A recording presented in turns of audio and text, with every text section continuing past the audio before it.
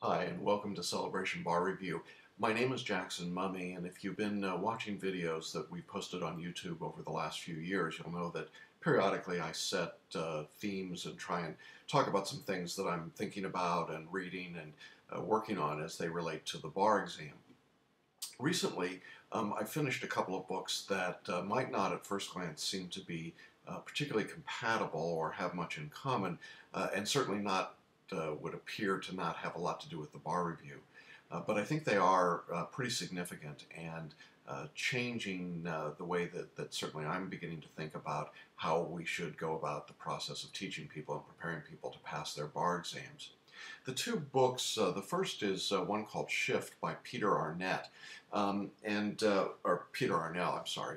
And Peter Arnell is the guy that's generated or created a whole bunch of different branding in advertising and marketing. If you remember the Sobe Dancing Lizards commercial, he created that among many other things.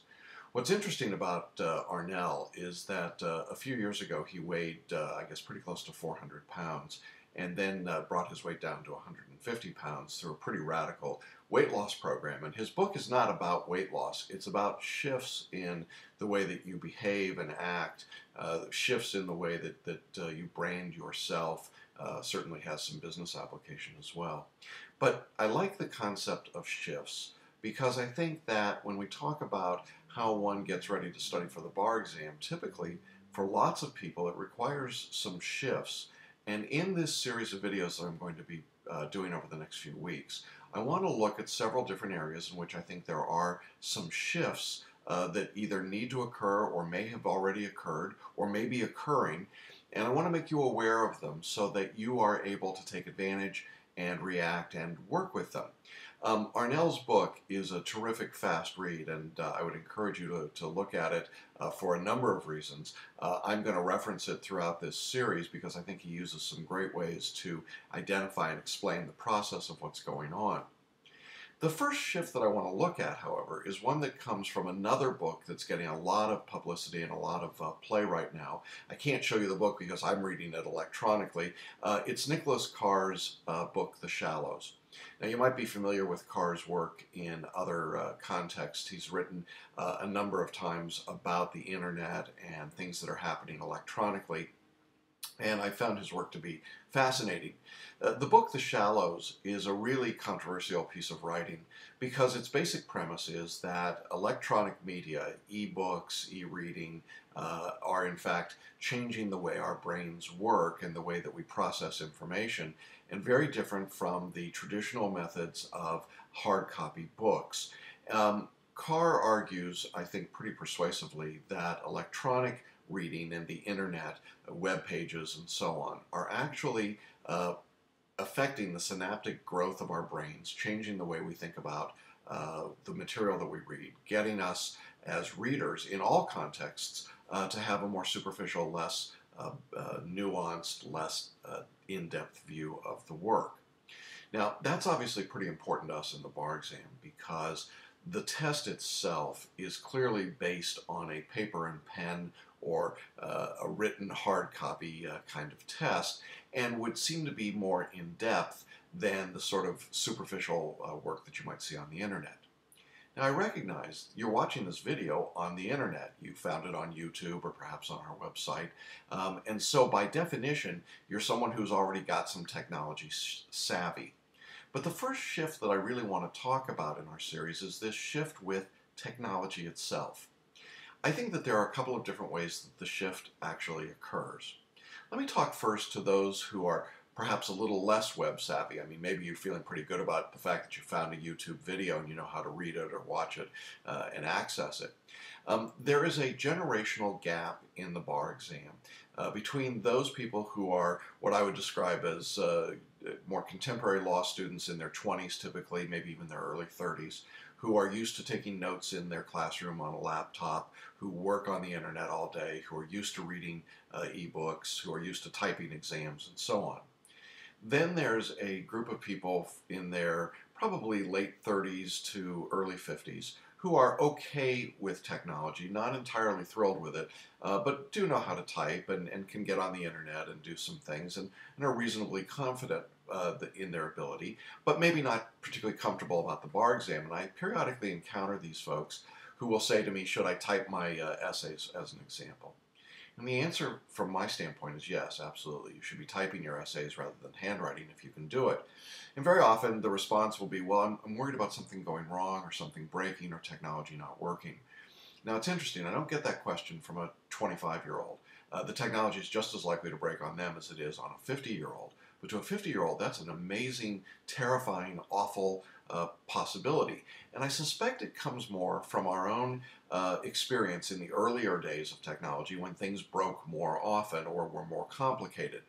The reality is today most of this work is pretty straightforward and pretty simple, and I hear fewer and fewer examples of any problem from a technology perspective at each administration of the bar exams around the country than I did the year before and the year before that and so on. I think for that group of people who are thinking about shifting, who might have taken a bar exam the first time and hand wrote their essays and really were not technology literate the first time they took the bar, but now are taking an exam 10 years, 15, 20 years later, you need to make a shift into technology. Typing an essay gets a much better result. It's a much easier way to organize. It's a better way to use your time. You'll get more words on the paper. In fact, there are even character limits or word limits in some jurisdictions because so many people now are so proficient at getting material down. But I think it's something that you need to use, and so you may need to make a technological shift from that standpoint. Well, what about the technological shift in terms of studying? There are a couple of things that I think play in here. Our course, Celebration Bar Review, offers its materials in a couple of different formats. We have the traditional book method. I mean, here are the books. They're big books, they're thick, they're written like regular books. And I love doing this. I mean, I love working with books. This is where I live. This is where I come from. And we offer that option for people that want it.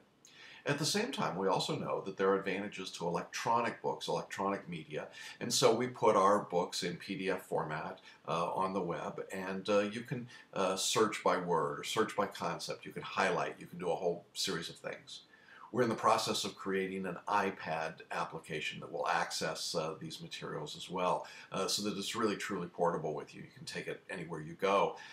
And I think that's an incredible way to supplement the hard copy in books. It gives you access without lugging around a lot of weight.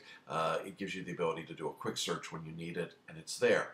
But will you read differently online? Well, according to Carr, you will. And you may have to take more time and be more concentrated because it's easier to have more distractions. In fact, maybe you're watching this video as a distraction from doing studying. At the same time, that's the reading work. But what about the lectures? Well, in our course, again, we've got a couple of different options. One option is online, and every student in our course gets access to the online materials. And those are primarily audio, but increasingly we're doing more and more video. Not that there's any real visual content to the bar, but frankly just because that's how people are used to getting information these days. The online access is fine, but again, there's a shift that has to occur for a lot of people to get used to the technology and how to make that work. In the same way, that same set of lectures will be available in a mobile setting on your iPhone or your iPad or whatever your iDevice might be. Now, for others who are not feeling so comfortable with that mode, we offer the lectures on an iPod or an iTouch. And you might say, well, that doesn't really help me. I'm just as confused. What happened to good old CDs? Well, CDs are, again, something that's gone away. They're a relic of the past. We don't use those any more than we use audio cassette tapes. And some of you might remember having done home study on audio cassette. That's the way we did it for many years. Again, there's a technology shift going on here. The iPod, the iPad, all of those devices simply make it possible for you to get the material in a more portable format. The material itself is exactly the same, but you may have to make a shift in the way you study. I think the best shift is to be able to listen to a lecture while you're reading online or reading in the book and integrating those materials together. And as we go forward in this lecture series, I'll be talking about some ways to make those shifts and some other shifts that I think are useful. I hope you'll stay with me. There's a lot to say about this topic and this area, but I do want you to know that you can shift to a better result, and that's what we're looking forward to doing. Thanks.